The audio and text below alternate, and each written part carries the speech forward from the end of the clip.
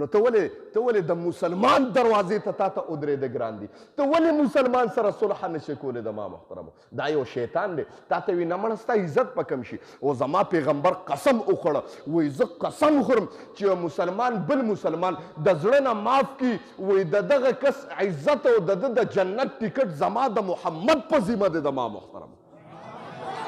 نو زه ولې بل مسلمان تړنه صفا کومه؟ د ما محترم عزت نه کمیږي چې پیغمبر په قسم وخوړه چې نه کمیږي، نو ته څوک یې چې یاره وایي چې عزت کمیږي؟ نو نبی علیه السلام مبارک وفرمایل چې نبی علیه السلام څلور څیزونه ذکر کوي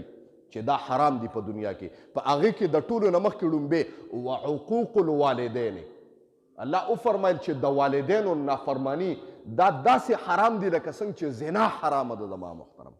اوس موږ تاسو څنګه نافرمانی کوو د والدینو؟ الله دې معافي وکړي. څوک چې د والدینو نافرمانی کوي، ما مخکې حدیث ویلو، نبی علیه السلام مبارک فرمایي څوک چې د والدینو نافرمانی کوي په دنیا کې پکا اعلان ورته وکړه چې زه رب ته خفه یم. که دا سړی عالم ولې نه دی، علم هم کوي، که هر څه کوي، امیر صاحب دی وقت یې لګولې، صوفي دی تصوف کې ناست دی، مجاهد دی جهاد له تللی دی، والدین ته خفه دي زما محترمو، رب ته خفه دی. ګوره دا یو خبره یاد ساته. او د والدینو د شفقت تاسو ته یو مسله ولې نه کومه چې والدین په بنده باندې وایي مخکې په چین کې زلزله راغلې وه، تاسو ته به یا پته یا نه، په هغې کې یو بلډینګ را پرېوتی و، د هغې بلډینګ نه یو هفته پسې یوه زنانه رابار کړه زما محترمو چې بچې هم وپسې. تاسو ته د والدینو د شفقت خبره کوم او دا ظاهره خبره هم ده زما محترمو. وایي چې هغه زنانې رابار کړه چې ویې کتل د هغه زنانه د دې لسو معنی د دې ګوتو دا سرونه وینې شوي وو، دا داسې شلېدلې غوندې وو. وایي چې په هوش کې راله تپوس وکړو دا ګوتې دې ولې داسې شوي دي؟ وایي هغې ورته وایي زما بچې و که نه، وایي په موږ چې دا چت را پرېوتو نو زما بچې په سینه باندې و، خو یو ګوټ غوندې رو غوندې و، هغې کې موږ الله بچ کړي وو. درز اخوا شو خو لیکن غټ و، را پاسېدی نه شو. ما وایي که الله موږ بچ کوي خو بچ پم کې کني په دې کې به سا لاړه شي. وایي زما بچې و چې دوره دی زما سینه وخوړه نو پی ختم شو، لږه وه ماته، نو ماشوم به ژړله. وی زوی به مې ژړله، ډېرې وژړل. وی ما به وله خپلې ګوتې خوله کې ورکړې تر دې چې خپله ژبه به مې وله په خوله کې ورکړه. ماشوم چې ورته څه نه رسېده هغه به د لوږې نه، وایي زه پوه شوم نو دا ګوته په دې به مې چک ولګه وینې کړه، نو زوی له به مې په خوله کې کېښوده، نو هغه به وجویله وینه به یې ترې خلاصه کړه، زما هم په بدن کې طاقت نو. وی په بله ګوته باندې به مې ورته چک ولګو، حتی تر دې چې 10 ګوتې مې ورته سورې کړې، 10 ګوتې مې ورته په خوله باندې وشنورې. د خپل بدن وینه ما وی که زه مرم خو زما دا بچې دی زما په بدن باندې په وینه باندې کار کېږي، دی خو به جمدې پاتې شي. زما محترمو کنه وایي دی خو به پاتې شي کنه. ورته چې یو مور ته پته ولګي چې د بچي زما په وینه باندې هم کار کېږي کنه، قسم دی وینې ته هم تیارېږي او تاله وینه هم درکوي. دا د مور پلار نه تپوس وکړه، ته به په خپله پلار یې کنه، تا ته به پته لګېږي چې د اولاد څنګه دردي. نو زما محترمو ته څنګه د والدینو نافرماني کوي؟ ته څنګه والدینو ته څنګه والدین؟ او هلکه بله خبره هم کوم، والدین خفه کول الله وایي ډایرکټ په ډایرکټ ما رب سره جنګ دی. زما محترمو زه خفه کېږم چې د دې دنیا عارضي پیدا کوونکې چې عارضي پیدا کوونکې دی چې ته د هغه د ګېډې نه پیدا یې، عارضي پیدا کوونکې تا رضا نه که نو ما رب حقیقي پیدا کوونکې هم ته نشي رضا کولی. د ما محترمو ګورې ته د عارضي معنی دا کوم چې دنیاوي پیدا کوونکې دی رضا که. د سلیمان علیه السلام په دور کې یو 2 زنانه وې په ځنګل کې روانو، دواړو سره په غېږ کې بچې و، په غېږ کې بچې و، د یو نه زمري بچې وتښته او چغې جوړې کړې. بس دا یو زنانه پکې زورور وه چې د چا نه بچې وتښته او هغې د یې بلې نه ماشوم راښکه، وي دا د ما بچې دی. بس فیصله کېده، سلیمان علیه السلام له فیصله راله، وایي جي دا بچې زما دی او د کومې مور چې بچې وایي د الله رسوله بچې زما دی. اوس سلیمان علیه السلام چې څنګه فیصله وکړم؟ ماشوم خبرې نشي کولی چې مور یې کوم ده او دا دواړه وایي چې زما بچې دی. الله څه فیصله وکړم؟ تاسو ته د مور د رحم خبره کوم. زما محترم وایي سلیمان علیه السلام وایي زه غوسه شم، الله د ما زړه کې یو ترکیب واچو. وایي ما ورته یو چاړه راوړی په منځ یې نیمومه، نیم یو والی او نیم بل والی.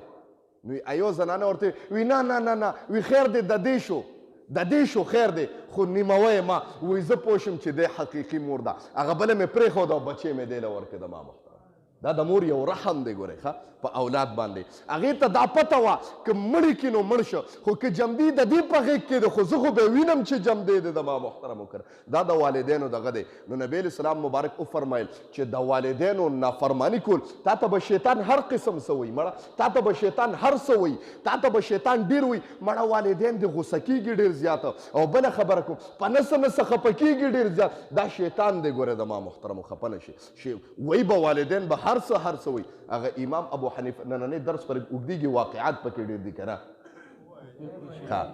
وی امام ابو حنیفه رحمت الله علیه یو کس راغی حضرت د دنیا اشرفی وی را سره قرآن ایري شوي دي چې کوم ځای مې خښې کړي دي نو دا به څه چل کېږي جیزه بلا مال دی او پردی امانت دی څه چل به کومه نو امام صاحب رحمت الله علیه ورته وی داسې کار وکړه چې 100 رکعته نفل وکړه نو درته به رایاد شي وی ښه جي دی راغې بس جذباتو کې بلا مال تی جروک شوی و کنه او چې سړی نه د دنیا دپاره سړی څه نه کوي مړه 100 رکعتې رضیم دی زرو ته م ودرېده موږ زرو ته م ودرېږي چې سخته راباندې راشي او هسې د درس کې 5 منټه حاضري نشو کولی وی ودرېده په نفلو باندې ودرېده چې 6 رکعت یې پوره کړي چې شی ورته رایاد شه د وی ما نفل څه نظر خو نه ومنلې وتښتېده او مال یې راویسته زما محترمو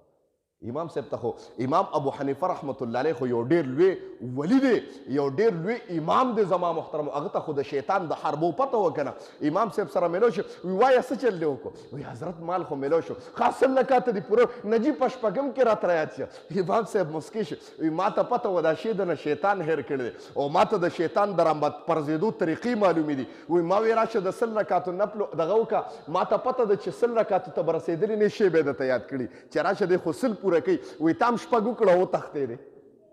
ما ته وی د دې ارامي طریقې ما ته معلومې دي وی ما ته پته وی نور دې وکړه وی نجیب په نورو مې څه کول مال پیدا شه وی ما ته پته چې د تا 100 پوره کېدو ته نه پرېږدي ما ته پته وه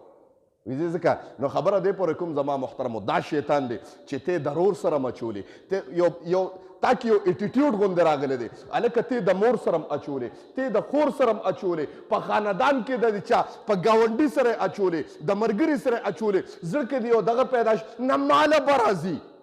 ته دونه لوی سړی چې تاله به راځي پیغمبر وګوره آقای نامدار محمد مصطفی چې د دواړو جهانو سردار دی و زما رب ورته وفرمایل پیغمبره ته مه ګرځه ځکه زه تا نشم لیدی زما پیغمبر په خپله سره د دې چې نبوت میلو دی سره د دې چې رب ورته ویلي ته زما معشوقۍ پسه ګوته ږدېږده چې پسه ګوته ږدېږده ما زه رب ته نه راځم سره د دې چې ابو جهل دروازې ته به ولاړو ورته ویې کلمه ووایه زما محترم د پیغمبر نه لوی سړی نه وینم د ابو جهل چې دشمن و زما محترم د هغه دروازې ته به ودرېده نو ته ولې د مسلمان دروازې ته تا ته ودرېده ګران دي ته ولې مسلمان سره صلح نشې کولی زما محترمو دا یو شیطان دی تا ته وي نه مړه ستا عزت به کم شي او زما پیغمبر قسم وخوړه وایي زه قسم خورم چې یو مسلمان بل مسلمان د زړه نه معاف کړي وایي د دغه کس عزت او د ده د جنت ټیکټ زما د محمد په ذمه دی زما محترم نو زه ولې بل مسلمان تړنه صفا کومه زما محترم عزت نه کمیږي چې پیغمبر په قسم وخوړه چې نه کمیږي نو ته څوک یې چې یاره وایي چې عزت کمیږي نو نبی اسلام مبارک وفرمایل چې 4 څیزونه حرام دي په هغې کې لومبې څه دي د والدینو نافرماني ده او دویم نمبر نبی اسلام مبارک فرمایي چې په هغې کې په دویم نمبر چې نافرماني هغه جمدی لوڼه خښول دي به دا حدیث دې باندې بندو ټیم مختصر دی اوږد حدیث دی خو 4 څیزونه حرام دي یو مې پکې درته ووایي چې د والدینو نافرماني حرامه ده درې به بیا وایو انشاءالله الرحمن یا حبیب سلام علیکا صلوات اللہ علیکا